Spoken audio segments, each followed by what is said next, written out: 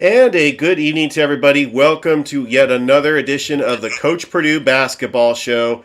I'm your host, Richard Holdridge from Georgia Alabama Sports Live. And once again, joining me is the head basketball coach of the Glenwood Gators and Lady Gators, Coach Dusty Perdue. Coach, how you been?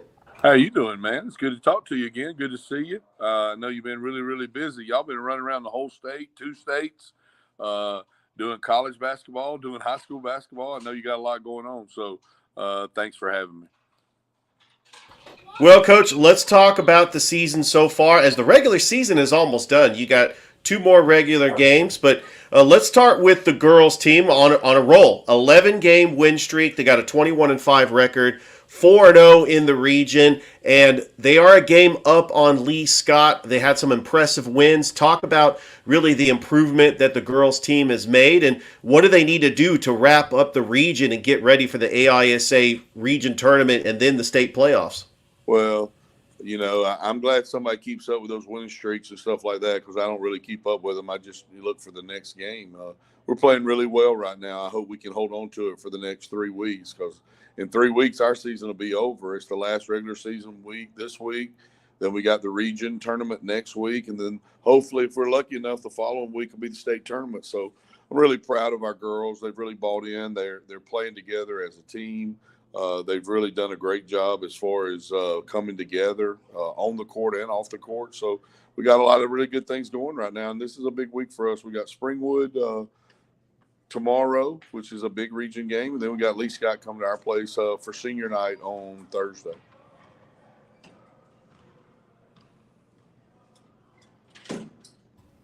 And Coach, looking at the current standings right now, Glenwood at 4-0 in the region. Lee Scott is 4-1 with a 14-7 record overall. Springwood, which you have beaten both Lee Scott and Springwood and Macon East.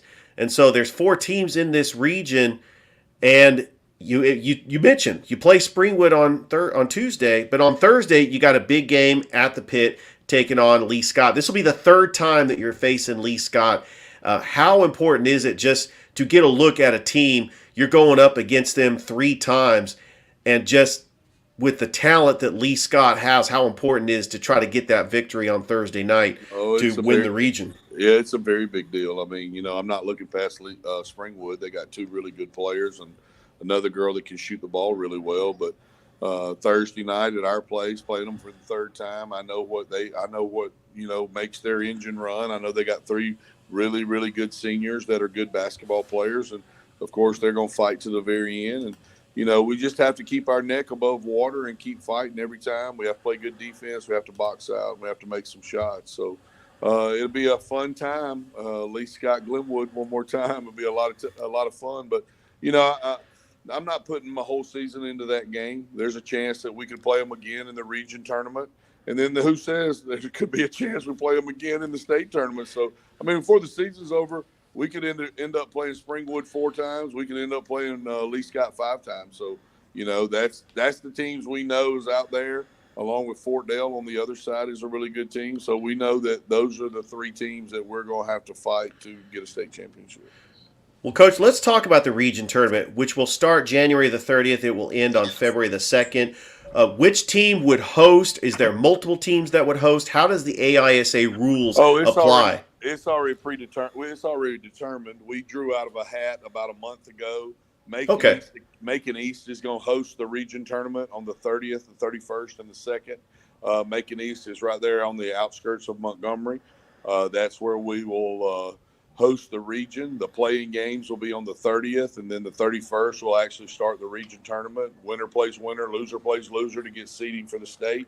And I'll actually send you a copy of both of those brackets for the varsity, for the boys and the girls. And so Macon East would be the site for the girls and the boys? That is correct. All right, well, let's talk about the boys. The Gators coming in, and they do have a lot more teams in their region right now. Springwood is in first place. Springwood actually beat Lee Scott. They're 6-1. Lee Scott is 5-2. Valiant Cross is 5-3, tied with Glenwood. And looking at the season so far, the Glenwood Gators are 19-7 overall, 5-3 in the region. You've had some impressive wins. But let's talk about that game last week against Springwood and just the resiliency to bounce back down by 20 and sending that game into overtime. What was your takeaway on that loss to Springwood, and how Yeah, close was it to try that to we. get that victory? Well, the first thing is that we need to come out of the locker room ready to play, and we weren't. We didn't do that. And then, you know, dang if we do, dang if we don't. Then for 3 quarters and then overtime, my kids play their tail off for a chance to win the game. We had a shot when the buzzer went off by Swag. If it goes in, we win the ball game, and that would have been a miraculous win for us. Just for us to get it to 3 in overtime, I thought was miraculous. After we're down 26-6 at the end of the first quarter, could you have imagined we could have played any worse and that they could have shot the ball any better than they did in that game? Because I know y'all covered No, I noticed in the first half it seemed like Springwood was not missing any of their shots. it. And I tried every defense I could possibly try. I would have used all 5 timeouts in the first quarter if I could, if I thought it would have helped. But I just, we came out very, very flat. They came out very, very excited about playing. And next thing you know, we're down 26-6. But I told my guys, if we could get it to 10 or below by halftime, I felt really good that we could chip away in the second half. And that's exactly what we did. We chipped away. And I actually think we went up by 3, if I'm not wrong. I do remember that, yes. Then we went up by 3 late in the fourth quarter, and then they hit a 3 to tie it up. And then we had 7 seconds left on the clock. I wasn't going to use a timeout. I just wanted the play to develop as it could. And Swag got the ball, went the length of the court, got to the middle of the lane. Ball just lipped out, didn't go in, and we went to overtime. So I was really tickled about the way we played after the first quarter. I was not impressed with the way we played in the first quarter. All right, so Coach, you have to play Springwood again, this time up in Lynette. What are some of the adjustments you're going to do to have that rematch against Springwood going up there on their home court? Well, it's going to be a packed house. They're going to have a really, really good student section. I mean, they beat Lee Scott last Thursday. I want you to understand something about Lee Scott right now. I'm one of those coaches that know a little bit of everything that's going on. Lee Scott's lost 2 games because 2 starters are hurt right now. Their second leading scorer is hurt, and also another guard is hurt. So Hayden Harper's having to carry that load right now, and it's been really tough for him. So Lee Scott's down a little bit right now, but you better believe on Thursday, all them Lee Scott guys will be well, and they'll be ready to play against us on Thursday. But the main thing is going up there, it's going to be a great crowd for them. Their student section is unbelievable. It's a tough place to play. My main thing is I hope we come out of the locker room ready to play, and at least we chip away. I think it'll be a much closer game, and I think that, if we'll just play, we'll have a chance to win at the end. Well, Coach, let's transition over to the game against Lee Scott on Thursday night. It's going to be back at the Pit. We expect a packed house. We are going to have that game here on Georgia-Alabama Sports Live.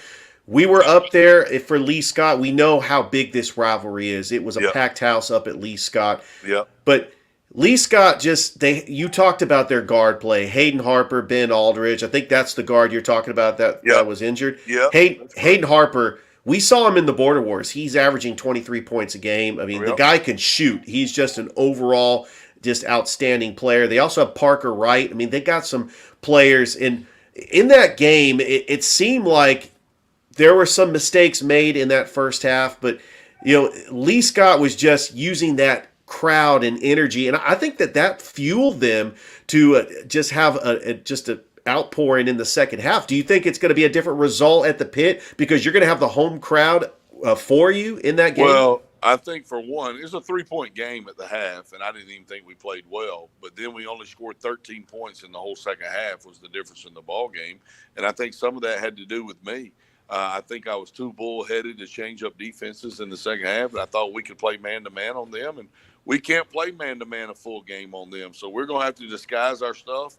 We're going to have to mix it up a little bit and change our defenses on them and make them have to run their stuff. And, that's my thing is if my guys will just buy into playing whatever defense we call, I think we'll have a better chance. And, they don't play well at our place. We don't play well at their place, and I'm hoping that takes effect again on Thursday. Lee Scott won the game 65-40 up in Auburn, Alabama. Yeah, we had 27 at the half, just to let you know. 27. So there's some, you going back to the film, seeing what you can make adjustments as far, and we expect a much closer game at the Pit, especially with those fans. and that student section just rallying around Glenwood and their home team just on their home floor. I think it's going to be just an incredible game. Coach, I got to say, we cover high school basketball through the Tri-City area. I mean, we have a big rivalry game tomorrow on Georgia Alabama Sports Live. You probably heard of Pacelli Brookstone. When you think of rivalries in the Tri-City area, you think of Carver Spencer, you think of Shaw Hardaway. You Right. gotta think of Glenwood Lee Scott. I mean, Yeah, these you two do. And I teams do mean, not like each other. well, they do. They don't. And I mean, it's more or less the adults than it is the kids. I will tell you that because the kids actually do some stuff together on the court and off the court. But my main thing is you'll see a good student section tomorrow night. Where's the game at tomorrow night? Pacelli or Brookstone? Oh, it's going to be at Pacelli. Oh, that's a great student section. They have a great student section over there. There's no telling what the theme of that game will be tomorrow, but that should be a really, really good basketball game. I think Pacelli's just got too many horses that get up and down the court, but that's my opinion. I've seen both of them play and actually played against Brookstone, and we didn't play our best game that night against them. I'd love to have had them a chance at the pit, but they only wanted to play at Brookstone. But my thing is Lee Scott, Glenwood. It's and the thing is, next year we make that move, and we're going to be in the same area all over again. So it will continue to be the rivalry that it is. All right, Coach, let's talk about the region tournament that's going to take place next week at Macon East. On the girls bracket, there are 4 teams. So pretty much, is it going to be one plays 4 and 2 plays 3? That is correct. Yeah. So on the boys, there are 6 teams. So which teams would get the bye? I'm guessing the Right now, if we stop today, it'd be Springwood and Lee Scott. All right, so if it stopped today, Valiant Cross would play Southern Prep, and you would play Macon East. That's and correct. So the winner of that game, it's looking like you would play Springwood, and really on a neutral court, and you almost beat them and should have won in regulation. You get another crack at them tomorrow. And they're a good team. I'm not taking anything away from them. Their first 5 are as athletic or as good as anybody. It's just that you hope you can get into their bench. So you hope for a good showing in the region tournament, so it could help your seeding when you get to the state tournament. And there's the other thing about that. We changed that last year, Richard. The Elite 8 is played at the higher seeds home court. So if we're not the 1 and 2 coming out of the region tournament, we would travel. Okay, and then let's talk about some of the top teams in the AISA, because right now I'm looking, there are 4 teams that are some of the top teams in the AISA just in your region alone. But there's also Bessemer Academy. They are ranked the number 1 team in the AISA. Who beat Lee Scott 2 weeks ago. Yeah, so you've seen all this film. You've seen how these teams match up with each other. How does your team match up with all these teams getting ready for not only region tournament, but down the road, the state tournament? Well, when the season started, I knew what we had lost. We lost 2 starters that scored most of our points in Holman and McCrane, and then we lost Porterfield, who was a big part of coming off the bench. So we lost a lot. And I thought there was a big gap between us and some of the top teams. But I can tell you there's not a big gap. I think there's 4 teams that could win this thing. I think that Springwood could win it. I think Lee Scott could win it. I think we could win it if we got hot. And I think Bessemer could win it. So it's going to be really fun to watch the next couple of weeks. I do know that I don't want to be the guy that goes on the road to play at Bessemer if we're lucky enough to get into the region tournament. And I don't want to be in that 4 spot, if you know what I mean, because Bessemer is probably going to win that region over there. And 4 goes to 1 and 3 goes to 2. And I definitely don't want to go to Bessemer Academy on a weeknight and have to travel 4 hours or 3 hours to play and then come home to that and get ready for my girls' game the next day. So they're really good. I think that if we can, losing Pender hurt us. Losing Levi hurt us a lot. We're finding our way a little bit with that. And we're mixing and matching, and we're changing up our rotations and all that. But my main thing is just consistency. We consistently have to play defense. We consistently have to score and find ways to put the ball in the basket. Coach, what is the status on Levi Pender? He's done for the year. He's done for the year and a little bit into baseball season, but by March he should be good to go. I don't know if he'll be able to catch because he's a catcher, but I think he'll be able to hit and play some a little infield position. But yeah, he's done for this year, and hopefully by March 1st he'll be ready for baseball season. And one more final question, Coach. How are the JV teams doing? I know that I Oh, saw good somewhere. question. There you go. Good job. Good question. The JV girls and the JV boys are both undefeated. They Nice. they go to the JV state tournament. We have that in the AISA every year. They go to the JV state tournament this Saturday. The girls will play at 10 o'clock. I coach the girls JV team, and Matt Garner and JJ Jackson, my assistant coaches, coach the boys team. And we'll play at 10, and the boys will play at 12:30. So it's single elimination. If you lose, you go home. If you win, you keep going, and you got to win 1, 2, 3 games. 3 games in a day. If you win 3, you're the state champion. Well, good luck, Coach. Looking forward to seeing the games on Georgia Alabama Sports Live as we wrap up the AISA regular season.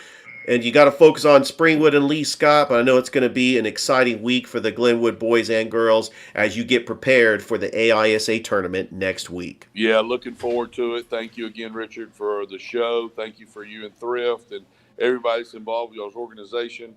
I'll be sad when basketball season's over because I enjoy following y'all and I love being a part of this. So if there's anything I can do for y'all, let me know, and appreciate you promoting Glenwood basketball.